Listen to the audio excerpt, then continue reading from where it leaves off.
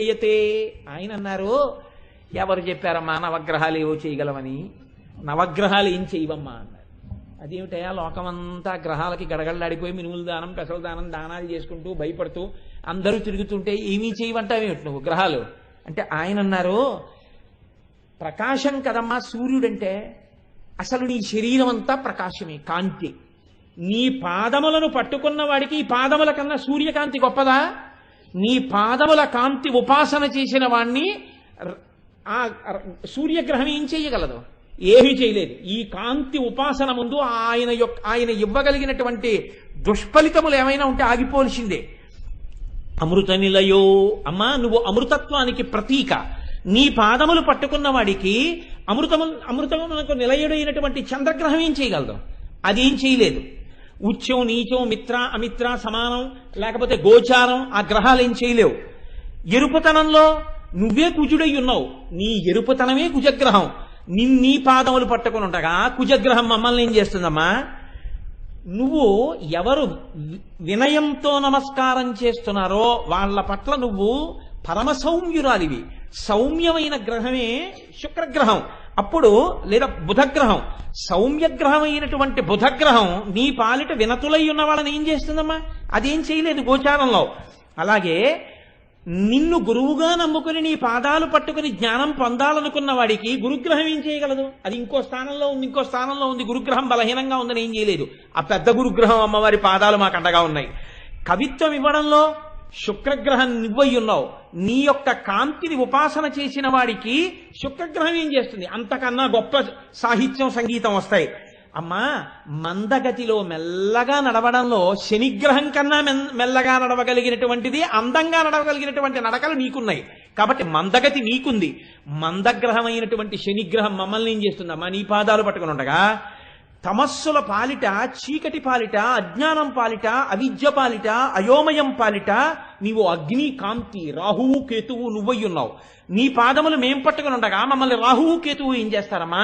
మమ్మల్ని ఏం చేయలేరు.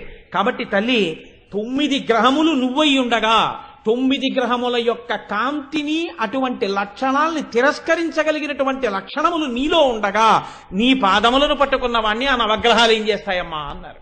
దీన్నే మీరు శైవ సిద్ధాంతంలోకి తీసుకొస్తే ఆ నవగ్రహాలు కాళహస్తీశ్వరుడికి కవచమై ఉన్నాయి. కాళహస్తీశ్వరుడి పాదాలు పట్టుకున్న వాడిని గ్రహాలు ఏం చేస్తాయండి?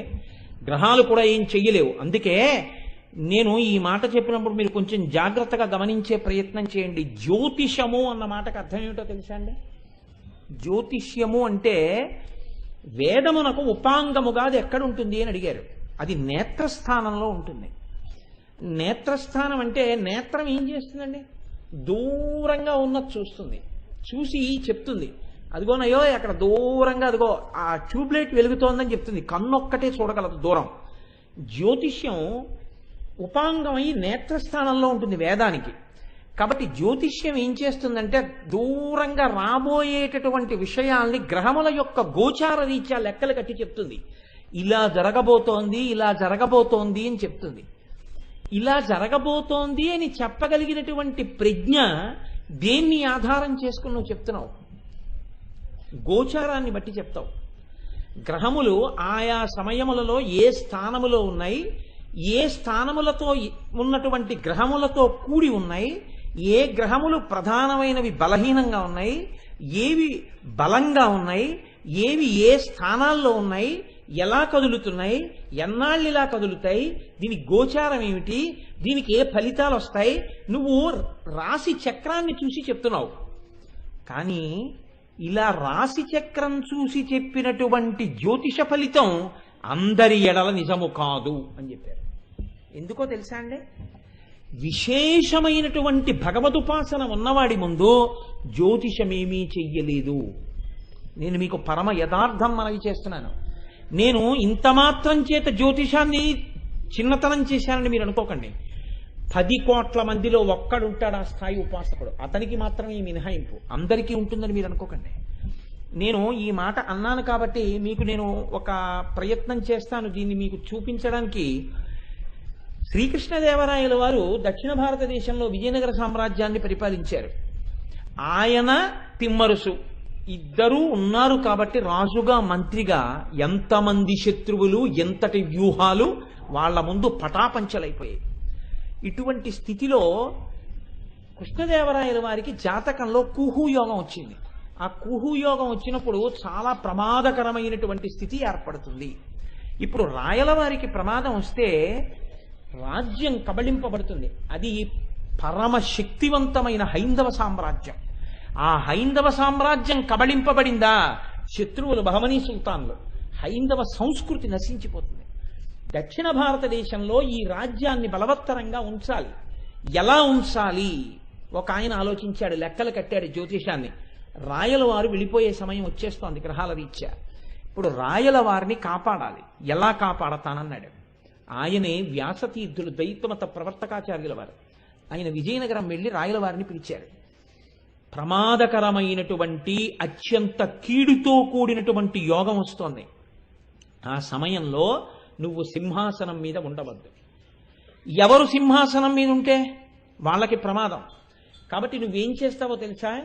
ఎవ్వరికీ తెలియకుండా, బయటికి వెళ్లకుండా నాకు పట్టాభిషేకం చేసేయన్నారు. కృష్ణదేవరాయల వారు ఆయన్ని నమ్మి తను సింహాసనం దిగిపోయి తన కిరీటం వ్యాసతీర్థుల వారికి పెట్టేసి ఆయన్ని సింహాసనం మీద కూర్చోబెట్టి విజయనగర సామ్రాజ్యానికి పట్టాభిషిక్తుడిని చేసేశారు. వేదమంత్రాలతో చేసేస్తారండి పట్టాభిషేకం. నీ చేయలేదండి అంటే కుదరదిహ. కాబట్టి పట్టాభిషేకం చేసేశారు. కూహు యోగం వస్తుండగా ఆ సింహాసనం మీద ఉన్నవాడి మించి పెడుతోంది. ఆ చక్రవర్తికి, ఆ మహారాజుకు వచ్చింది. ఇప్పుడు ఎవరున్నారు ఆ సింహాసనం మీద? వ్యాసతీర్థులున్నారు. ఆ పేరులో ఉన్న రాయలు తనకి కలుపుకున్నారు. వ్యాసరాయల వారు అయ్యారు. అప్పటి వరకు ఆయన పేరు వ్యాసతీర్థులే.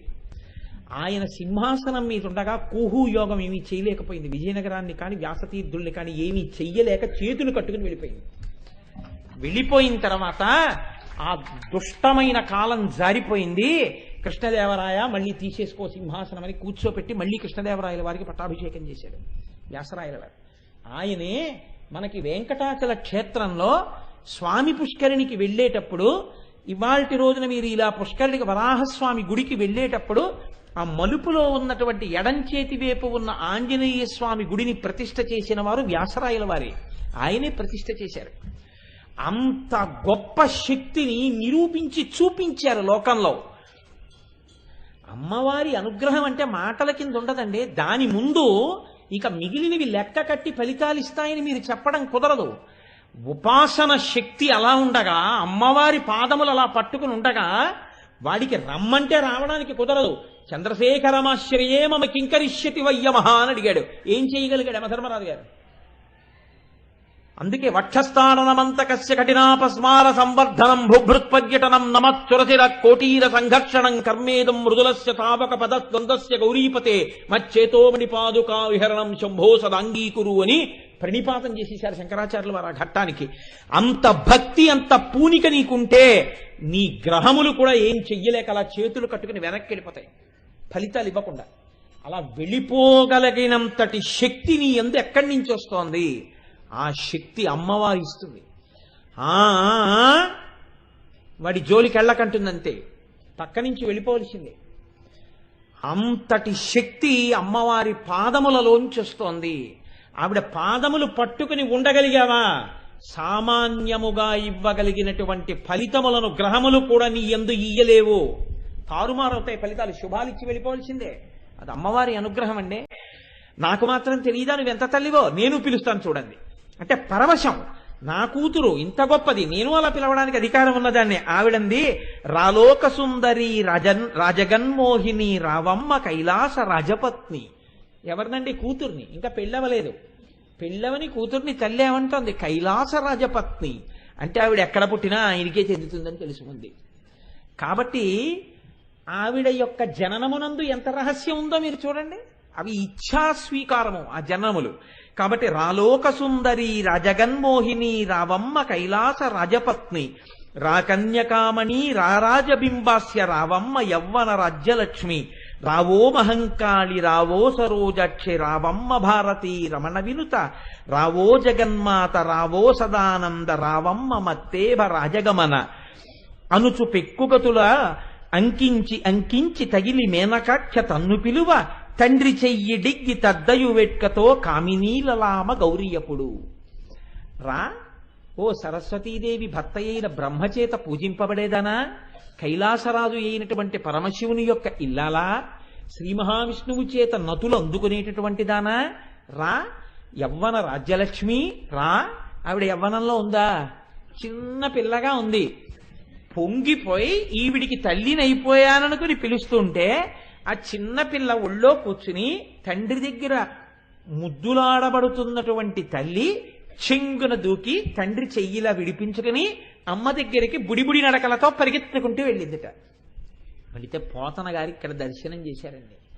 ఏమి భాగ్యం అమ్మా, ఇక్కడ కూర్చోవడమా, చూసి పిలవడమా, పిలిస్తే వచ్చేయడమే, అందున పరుగు పరుగున వెళ్ళిపోయి మా అమ్మ అని ఒళ్ళో పడిపోవడమా, ఒళ్ళంతా ముద్దులు పెట్టేసుకుని ఒళ్ళో మేనక కూర్చోబెట్టుకోవడమా, ఏమి భాగ్యం ఈ భాగ్యం, ఏ మాటలా అటువంటిది కలగడం అంటే అని పోతన గారు అంటారు.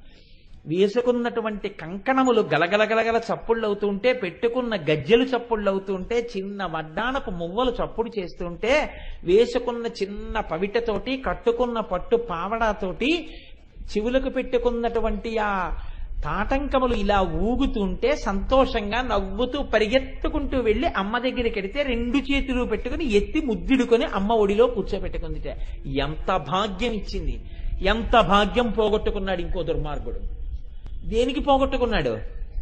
ఈశ్వర నింద చేసి. దేనికి పొందాడు? నువ్వు నా కూతురు అయితే చాలమ్మా అని అడిగినందుకు. ఇంతే అమ్మవారి దగ్గర. మీరు అడగాలి కానేది చిన్న కోరికలా కనపడుతుంది, కానీ మీరు పొందేటటువంటి అదృష్టము ఆకాశమే హద్దు. అటువంటి స్థితిని పొందారు. కాబట్టి నేను మీకు ఈ విషయాలు దేనికి విజ్ఞాపన చేశాను అంటే, ఈ వచ్చినటువంటి పిల్ల ఒళ్ళో కూర్చుంటే సాధారణంగా కృష్ణావతారంలో అయితే ఎలా ఉంటుంది అంటే, ఒకసారి ఆయనలో ఉండేటటువంటి విశ్వకారణ తత్వాన్ని దర్శనం చేయగానే మాయ కప్పేశాడు తల్లి మీద. అమ్మవారి యొక్క అవతారంలో విశేషం ఏమిటో తెలుసా అండి? ఆ జ్ఞానాన్ని అలాగే ఉంచి పిల్లగా తానాడింది, తల్లిగా ఆడించింది. ప్రేమని జ్ఞానాన్ని రెండిటిని అలాంటి పెట్టింది. ఇది మరింత పై స్థాయి, చాలా ఆశ్చర్యకరమైనటువంటి స్థాయి. వచ్చినటువంటి పిల్లని చూసి ఆవిడ అంటుంది, నన్ను సంతోష పెట్టడానికి వచ్చిందయ్యా, కమనీయ మోహన కరభారతి వచ్చే. ఆ సరస్వతీదేవే కమనీయ రూపంలో ఇలా వచ్చింది. దయతోడ నన్నీలు తల్లి వచ్చే, చాతుర్య గాంభీర్య జగతి కన్య వచ్చే, లాలిత సంపద లక్ష్మి వచ్చే. ఆమెలోనే సరస్వతి, ఆమెలోనే లక్ష్మి, ఆమెలోనే జగదంబ. ఇన్ని చూసుకుని పొంగిపోయింది మేనక. పొంగిపోయి కౌగిలించుకుని పరవశించిపోయింది. నేను మీకు ఈ విషయాన్ని విజ్ఞాపన చేయడం వెనకాతల ఉన్న ఉద్దేశ్యం ఒక్కటే. మేనకా హిమవంతులు పొందినటువంటి భాగ్యం ఏమై ఉంటుంది అన్నప్పుడు ఒక్క వాక్యంతో దాటచ్చు పోతన గారు. వాళ్ళు చేసుకున్నటువంటి తపఫలితంగా అమ్మవారు ఆ ఇంట పిల్లయ్యి ఆడింది అని. కానీ ఆయన పరకాయ ప్రవేశం చేశారు. అది అమ్మవారి అనుగ్రహం. పోతన గారికి ఇచ్చి వాళ్ళప్పుడు ఏ ఆనందాన్ని పొందారో ఆ ఆనందాన్ని చూడగలిగిన హృదయమిచ్చి, ఆయన ద్వారా రేపు లోకం తెలుసుకుని సంతోషించాలని ఆయన ఘంటమునందు ప్రవేశించి పద్యరూపాన్ని పొందితే, ఈనాడు ఆ పద్యాన్ని మనందరం చదువుకుని ఆ ఆనందానికి పొంగిపోతున్నాం. నేను ఎందుకు ఈ విషయాన్ని, ఈ పద్యాలను ఇవాళ మళ్ళీ చదివానో తెలుసా అండి? నీకేం తెలుసు, ఈ సభలో ఎక్కడో ఏదో ఒక హృదయం పరవశించిపోవచ్చు. ఎవరో అబ్బా నిజంగా తల్లిదండ్రులు ఎంత గొప్పవాళ్ళు, నాకు అలాగా అటువంటి అనుగ్రహం కలిగితే అన్న భావన ఏర్పడచ్చు. అలా ఎవరైనా అనుకున్నారనుకోండి, ఖచ్చితంగా వాళ్ళ ఇంట్లో అమ్మవారు పుడుతుంది. ఆ స్థితికి ఆధారమేది? నవచంపక పుష్పాభనాసాదండ విరాజిత. దాని శక్తి అమ్మవారిలా అనుగ్రహం.